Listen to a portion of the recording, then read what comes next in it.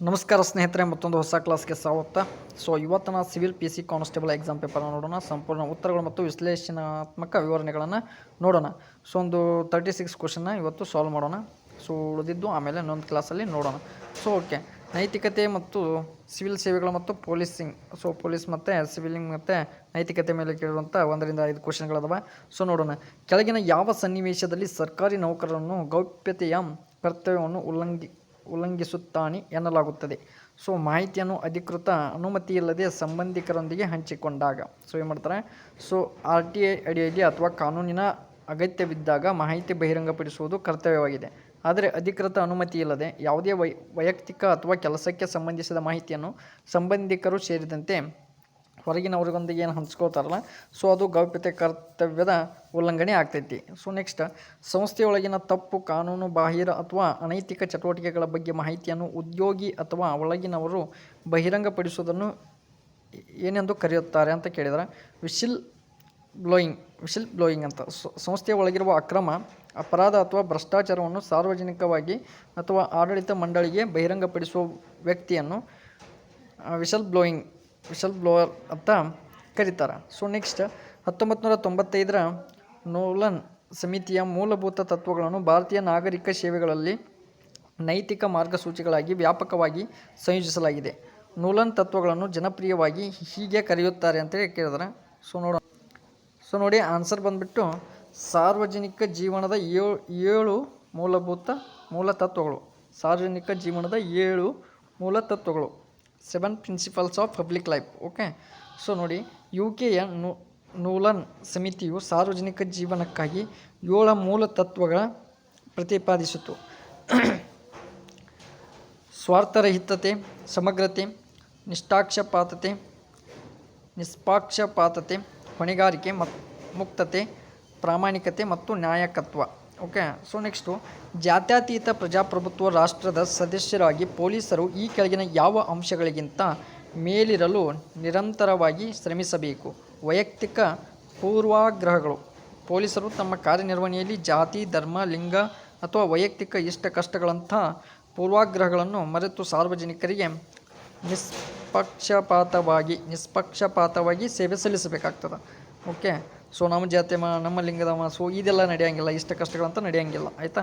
ಕೆಲಸದ ಸ್ಥಳಗಳಲ್ಲಿ ನೈತಿಕ ನಡವಳಿಕೆಯು ಇವುಗಳಲ್ಲಿ ಉತ್ತೇಜಿಸುತ್ತದೆ. ಯಾವುದಪ್ಪ ಅಂತಂದ್ರೆ, ನೈತಿಕ ನಡವಳಿಕೆಯು ಸಂಸ್ಥೆಗಳಲ್ಲಿ ನಂಬಿಕೆ ಮತ್ತು ಸಹಕಾರ ಮತ್ತು ಸಮಗ್ರತೆಯನ್ನು ಉತ್ತೇಜಿಸುತ್ತದೆ. ಇದು ಅನುಮಾನ, ರಹಸ್ಯ ಮತ್ತು ವಿಷಯಗಳ ತಿರುಚುವಿಕೆಯನ್ನು ದೂರ ಮಾಡುತ್ತದೆ. ಭಾರತದ ಸಂವಿಧಾನದ ಮತ್ತು ರಾಜ್ಯಶಾಸ್ತ್ರದ ಮೇಲೆ ಕೇಳುವಂಥ ಪ್ರಶ್ನೆಗಳನ್ನು ನೋಡೋಣ. ಶಾಸನ ರಚನೆಗೆ ಸಂಬಂಧಿಸಿದಂತೆ ಕೆಳಗಿನ ಹೇಳಿಕೆಗಳಲ್ಲಿ ಯಾವುದು ಸರಿಯಾಗಿದೆ? ವಿಧಿ 100 ಅಂತಂದರೆ A, C ಮತ್ತು D ಅಂತ ನಿಮ್ಮ ಕ್ವಶನ್ ಪೇಪರಲ್ಲಿರುತ್ತೆ. ಅದು ಏನಂತಂದರೆ, ವಿಧಿ 100 ಪ್ರಕಾರ ಸಂಸತ್ತಿನಲ್ಲಿ ಬಹುಮತದಿಂದ ನಿರ್ಧಾರ ಕೈಗೊಳ್ಳಲಾಗುತ್ತದೆ. ವಿಧಿ 109 ಮತ್ತು 110ರ ಅಡಿಯಲ್ಲಿ ಹಣಕಾಸು ಅಥವಾ ಹಣದ ಮಸೂದೆಯನ್ನು ಲೋಕಸಭೆಯಲ್ಲಿ ಮಾತ್ರವೇ ಮಂಡಿಸಬೇಕು. ಆದ್ದರಿಂದ ಹೇಳಿಕೆ B ತಪ್ಪಾಗ್ತೈತಿ. ಅಧಿವೇಶನ ಮುಕ್ತಾಯಗೊಂಡರೂ ಮಸೂದೆ ಜೀವಂತವಾಗಿರುತ್ತದೆ ಹಾಗೂ 2 ಸದನಗಳ ಅಂಗೀಕಾರ ಮತ್ತು ರಾಷ್ಟ್ರಪತಿಗಳ ಅಂಕಿತದ ನಂತರ ಅದು ಕಾಯ್ದೆಯಾಗುತ್ತದೆ. ಓಕೆ, UPSC ಸದಸ್ಯರನ್ನು ನೇಮಕಾತಿ ಮಾಡುವವರು ಯಾರಂತ ಕೇಳಿದರೆ ಭಾರತದ ರಾಷ್ಟ್ರಪತಿಗಳು UPSC ಸದಸ್ಯರನ್ನು ನೇಮಕ ಮಾಡ್ತಾರೆ. ಭಾರತದ ಸಂವಿಧಾನದ ವಿಧಿ 316ರ ನಿಯಮಗಳ ಪ್ರಕಾರ UPSC ಅಧ್ಯಕ್ಷರು ಮತ್ತು ಇತರ ಸದಸ್ಯರನ್ನು ಭಾರತದ ರಾಷ್ಟ್ರಪತಿಗಳು ನೇಮಕ ಮಾಡಿಕೊಳ್ತಾರೆ. ಓಕೆ, ನೆಕ್ಸ್ಟ್, ಕೆಳಗಿನ ಯಾವುವನ್ನು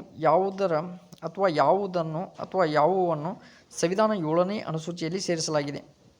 7ನೇ ಅನುಸೂಚಿಯು ಅಧಿಕಾರ ಹಂಚಿಕೆಗೆ ಸಂಬಂಧಿಸಿದೆ. ಕೇಂದ್ರ ಪಟ್ಟಿ, ರಾಜ್ಯ ಪಟ್ಟಿ ಮತ್ತು ಸಮರ್ವರ್ತಿ ಪಟ್ಟಿ. ಅಧಿಕೃತ ಭಾಷೆಯನ್ನು 8ನೇ ಅನುಸೂಚಿಯಲ್ಲಿ ಸೇರಿಸಲಾಗಿದೆ. ಓಕೆ, ಸಂಸದೀಯ ಸರ್ಕಾರದ ಪದ್ಧತಿಯಲ್ಲಿ ಕಾರ್ಯಾಂಗವು ಯಾವುದಕ್ಕೆ ನೇರವಾಗಿ ಉತ್ತರದಾಯಿಯಾಗಿರುತ್ತದೆ? ಶಾಸಕಾಂಗ. ಸಂವಿಧಾನದ ವಿಧಿ 75ನೇ 3ರ ಪ್ರಕಾರ ಕೇಂದ್ರ ಸಚಿವ ಸಂಪುಟ ಕಾರ್ಯಾಂಗ ಶಾಸಕಾಂಗಕ್ಕೆ ಜಂಟಿಯಾಗಿ ಉತ್ತರದಾಯಿಯಾಗಿರುತ್ತದೆ. ಓಕೆ, ನೆಕ್ಸ್ಟ್, ಭಾರತದ ಸಂವಿಧಾನದ ಎಷ್ಟನೇ ಭಾಗವು ತುರ್ತು ಪರಿಸ್ಥಿತಿಗೆ ಸಂಬಂಧಿಸಿದ ನಿಯಮಗಳನ್ನು ಒಳಗೊಂಡಿದೆ? 18ನೇ ಭಾಗ. ಎಷ್ಟನೇ ಭಾಗ? 18ನೇ ಭಾಗ. ಸಂವಿಧಾನದ ಭಾಗ 18ನೇ ಭಾಗ ವಿಧಿ 352ರಿಂದ 360ರವರೆಗೆ ತುರ್ತು ಪರಿಸ್ಥಿತಿಗೆ ಸಂಬಂಧಿಸಿದ ಎಲ್ಲ ನಿಯಮಗಳನ್ನು ಒಳಗೊಂಡೈತಿ. 356ನೇ ವಿಧಿಯ ಅಡಿಯಲ್ಲಿ ರಾಜ್ಯದಲ್ಲಿ ಜಾರಿಗೆ ತರಲಾಗುವ ರಾಷ್ಟ್ರಪತಿ ಆಡಳಿತಕ್ಕೆ ಸಂಬಂಧಿಸಿದಂತೆ ಯಾವ ಹೇಳಿಕೆ ಸರಿಯಲ್ಲ? ಸೊ ಇದು ಮೂಲಭೂತ ಹಕ್ಕುಗಳ ಮೇಲೆ ಪರಿಣಾಮ ಬೀರ್ತೈತಿ. 356ನೇ ವಿಧಿ, ರಾಜ್ಯ ತುರ್ತು ಪರಿಸ್ಥಿತಿ ಅಥವಾ ರಾಷ್ಟ್ರಪತಿ ಆಡಳಿತ ನಾಗರಿಕರ ಮೂಲಭೂತ ಹಕ್ಕುಗಳ ಮೇಲೆ ಯಾವುದೇ ಪರಿಣಾಮ ಬೀರುವುದಿಲ್ಲ.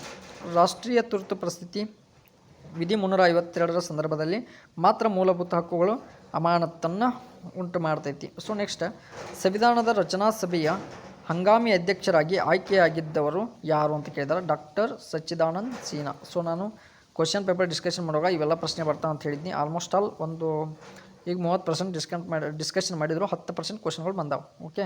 ಸೊ ಡಿಸೆಂಬರ್ 9, 1946 ನಡೆದ ಮೊದಲ ಸಭೆಯಲ್ಲಿ ಹಿರಿಯ ಸದಸ್ಯರಾದ ಡಾಕ್ಟರ್ ಸಚ್ಚಿದಾನಂದ್ ಸಿನ್ಹಾ ಅವರನ್ನು ಹಂಗಾಮಿ ಅಧ್ಯಕ್ಷರನ್ನಾಗಿ ಆಯ್ಕೆ ಮಾಡಲಾಯಿತು. ನಂತರ ಡಿಸೆಂಬರ್ 11, 1946ರಂದು ಡಾಕ್ಟರ್ ರಾಜೇಂದ್ರ ಪ್ರಸಾದ್ ಅವರನ್ನು ಶಾಶ್ವತ ಅಧ್ಯಕ್ಷರನ್ನಾಗಿ ಆಯ್ಕೆಯಾದರು. ಸೊ ನೆಕ್ಸ್ಟು, ಕೆಳಗಿನ ಹೇಳಿಕೆಗಳಿಗೆ ಪರಿಗಣಿಸಿ ಅಂತ ಕೇಳಿದರೆ, ಸೊ ಸಂವಿಧಾನದಲ್ಲಿ ಮೂಲ ಸಂರಚನೆ ಎಂಬ ಪದವನ್ನು ನೇರವಾಗಿ ವ್ಯಾಖ್ಯಾನಿಸಿಲ್ಲ. ಸೊ ಆದರೆ ನ್ಯಾಯಿಕ ವಿಮರ್ಶೆಗೆ ಸಂವಿಧಾನದಲ್ಲಿ ಸ್ಪಷ್ಟ ಅವಕಾಶವಿದೆ. ಹೊಂದಿಸಿ ಬರಿ ಅಂತ ಕೇಳಿದರೆ, ಸೊ ಇದು ಪ್ರಶ್ನೆಗಳನ್ನು ನೀವು ನೋಡ್ಕೊಳ್ಬೋದು. ಸೊ ಆನ್ಸರ್ ಬಂದುಬಿಟ್ಟು ABCD. ಸೊ ಇಲ್ಲೆಲ್ಲ ಇದೆ. ಸೊ ನೀವು ನೋಡಿಕೊಂಡು ನಿಮ್ಮ ಆನ್ಸರ್ ಕರೆಕ್ಟ್ ಇದೆಯಲ್ಲ ಅಂತ ನೀವು ಚೆಕ್ ಮಾಡ್ಕೊಳ್ಳಿ. Question number 15. ಸೊ ಆನ್ಸರ್ ಅಷ್ಟೇ ಹೇಳ್ತಾವಲ್ಲ. ಸೊ ಆನ್ಸರ್ ಅಷ್ಟೇ ಹೇಳ್ತಾ ಹೋಗ್ತೀನಿ, ಸುಮ್ಮನೆ ಲೇಟ್ ಆಗುತ್ತೆ. ಭಾರತದ ಒಕ್ಕೂಟದ ರಾಷ್ಟ್ರಪತಿಯನ್ನು ಚುನಾಯಿಸುವವರು ಸಂಸತ್ತು, ರಾಜ್ಯ ವಿಧಾನಸಭೆಗಳ ಮತ್ತು ದೆಹಲಿ ಹಾಗೂ ಪುದುಚೇರಿ ಕೇಂದ್ರಾಡಳಿತ ಪ್ರದೇಶಗಳ ವಿಧಾನಸಭೆಗಳ ಚುನಾಯಿತ ಸದಸ್ಯರು. ಓಕೆ. ಸೊ ನೆಕ್ಸ್ಟು 14ನೇ ಪ್ರಶ್ನೆ. ಕೆಳಗೆ ನೀಡಿರುವ ಕೇಂದ್ರಾಡಳಿತ ಪ್ರದೇಶಗಳಲ್ಲಿ ಯಾವುದು ರಾಜ್ಯಸಭೆಯಲ್ಲಿ ಪ್ರಾತಿನಿಧಿತ್ವ ಹೊಂದಿಲ್ಲ ಅಂತ ಕೇಳಿದರೆ ಚಂಡೀಗಢ, ಲಕ್ಷದ್ವೀಪ ಮತ್ತು ಲಡಾಖ್. ಸೊ ನೆಕ್ಸ್ಟ್ 17ನೇ ಪ್ರಶ್ನೆ. ಭಾರತ ಸರ್ಕಾರದ ಅತ್ಯುನ್ನತ ಕಾನೂನು ಸಲಹೆಗಾರರು ಯಾರು ಅಂತ ಕೇಳಿದರೆ ಅಟಾರ್ನಿ ಜನರಲ್. ಓಕೆ. ರಾಜ್ಯಪಾಲರು ತಮ್ಮ ರಾಜೀನಾಮೆ ಪತ್ರವನ್ನು ಯಾರಿಗೆ ನೀಡುತ್ತಾರೆ? ರಾಷ್ಟ್ರಪತಿಗೆ. ಸೊ ನೆಕ್ಸ್ಟು, ಭಾರತ ಸಂವಿಧಾನದ 163ನೇ ವಿಧಿಯನ್ವಯ ಸಚಿವ ಸಂಪುಟವು ನೇರವು ಮತ್ತು ಸಲಹೆ ನೀಡುವುದು ರಾಜ್ಯದ ರಾಜ್ಯಪಾಲರಿಗೆ. ಓಕೆ. ಸಾಮಾನ್ಯ ಜ್ಞಾನ ಮತ್ತು ವಿಜ್ಞಾನದ ಬಗ್ಗೆ ನೋಡೋಣ. ಷಡ್ದರ್ಶನಗಳಿಗೆ ಸಂಬಂಧಿಸಿದಂತೆ ತಪ್ಪಾದ ಜೋಡಿಗಳನ್ನು ಗುರುತಿಸಿ. ಉತ್ತರ 1, B ಮತ್ತು D. ಓಕೆ. 21 ದಿನಾಚರಣೆಗಳನ್ನು ಹೊಂದಿಸಿ. ವಿಶ್ವ ಭೂ ದಿನನ ಏಪ್ರಿಲ್ 22, ವಿಶ್ವ ಓಜೋನ್ ದಿನವನ್ನು ಸೆಪ್ಟೆಂಬರ್ 16, ರಾಷ್ಟ್ರೀಯ ಮಾಲಿನ್ಯ ತಡೆ ದಿನ ಡಿಸೆಂಬರ್ 2, ವಿಶ್ವ ಜನಸಂಖ್ಯಾ ದಿನ ಜುಲೈ 11. ಓಕೆ. ಸೊ ಇಂಥವೆಲ್ಲ ನೀವು ಏನು ಆನ್ಸರ್ ಕರೆಕ್ಟ್ ಆಗಿರ್ತಲ್ಲ, ಆಲ್ಮೋಸ್ಟ್ ಆಲ್ ನಿಮ್ಮದು ಸೆಲೆಕ್ಷನ್ ಆಗೋ ಚಾನ್ಸ್ ಇರುತ್ತೆ. ಯಾಕಂತಂದರೆ almost all easy to moderate ಇದೆ ಕ್ವಶನ್ ಪೇಪರು. ಸೊ ಇಂಥವೆಲ್ಲ ಬಿಟ್ಟು ಬಂದಿದ್ದರೆ ಸ್ವಲ್ಪ ಕಷ್ಟ ಆಗುತ್ತೆ. ಓಕೆ.